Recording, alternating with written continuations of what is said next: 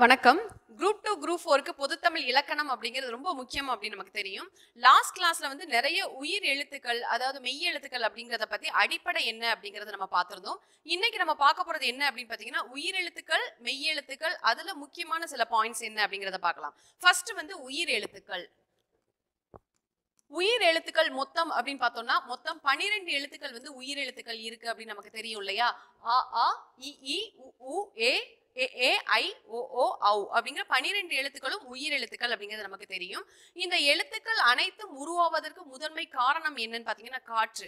அப்ப அந்த காற்றின் அடிப்படையில் பிறக்கக்கூடிய எழுத்துக்கள் தான் வந்து உயிர் எழுத்துக்கள் அப்படின்னு நம்ம சொல்றோம். அப்போ நம் இதழ்களை குவிப்பதால், வாயை திறப்பதால் பிறக்கக்கூடிய எழுத்துக்கள் தான் வந்து உயிர் எழுத்துக்கள். அப்ப இந்த 12 எழுத்துக்களும் அ ஆ அப்படிங்கிறது அங்காப்பு அப்படின்னு சொல்லுவாங்க. அதாவது வாயை திறப்பதால் பிறக்கக்கூடிய எழுத்துக்கள். இ ஈ உ ஊ ஏ ஐ அப்படிங்கிற எழுத்துக்கள் எல்லாமே என்னன்னா இதழ்களை குவிப்பதால் இல்லைன்னா மேலெண்ணத்தை தொடுவதால் பிறக்கக்கூடிய எழுத்துக்கள் தான் வந்து உயிர் எழுத்துக்கள் அப்படின்னு நம்ம சொல்றோம். அடுத்ததா பாத்தீங்கன்னா மெய் எழுத்துக்கள். மெய் எழுத்துக்கள் மொத்தம் எத்தனை எழுத்து இருக்கு அப்படின்னு பார்த்தோம்னா மொத்தம் 18 எழுத்துக்கள் இருக்கு அப்படிங்கறத நம்ம லாஸ்ட் பார்த்திருந்தோம் இல்லையா?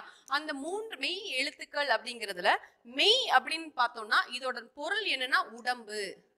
அப்ப உடம்பின் உறுப்புகளால் பிறக்கக்கூடிய எழுத்துக்கள், அதன் உதவியால் பிறக்கக்கூடிய எழுத்துக்கள் தான் வந்து இந்த மெய் எழுத்துக்கள் அப்படின்னு நம்ம சொல்றோம். இந்த மெய் எழுத்துக்கள் எத்தனை வகைப்படும் அப்படின்னு பாத்தீங்கன்னா 3 வகையாக பிரிக்கிறாங்க. ஒன்னு வல்லினம், இன்னொன்னு மெல்லினம், மூன்றாவது இடையினம்.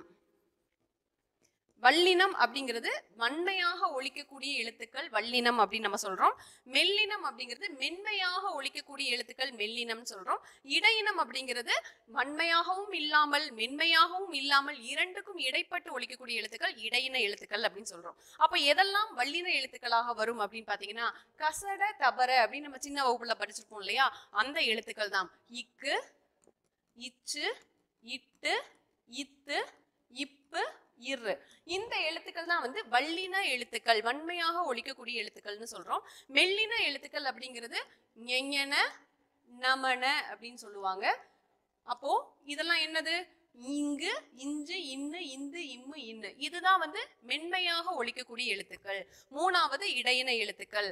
வன்மையாகவும் இல்லாமல் மென்மையாகவும் இல்லாமல் இடையில் ஒலிக்கக்கூடிய எழுத்துக்கள், அதுதான் வந்து இடையின எழுத்துக்கள் அப்படின்னு சொல்றோம். அப்ப என்னென்ன எழுத்துக்கள்லாம் இடையின எழுத்துக்கள் அப்படின்னு பாத்தீங்கன்னா எரள, வளல,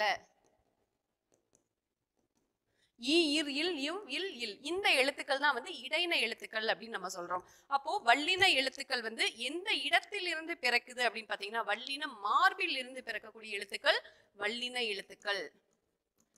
மெல்லினம் அப்படின்னு பார்க்கும்போது அது மூக்கில் இருந்து பிறக்கக்கூடிய எழுத்து மெல்லினம். மூன்றாவது இடையின எழுத்துக்கள். எதெல்லாம் பாத்தீங்கன்னா கழுத்தில் இருந்து பிறக்கக்கூடிய எழுத்துக்கள் இடையின எழுத்துக்கள். அப்போ உயிர் எழுத்துக்கள் அப்படிங்கிற பார்த்தோம் இல்லையா? உயிர் எழுத்துக்கள் எதை அடிப்படையாக கொண்டு பிறக்குது அப்படின்னு பாத்தீங்கன்னா இதுவும் கழுத்தை அடிப்படையாக கொண்டு பிறக்கிறது. இது போக ஒரு எழுத்து இருக்குது இல்லையா? ஆயுதம்.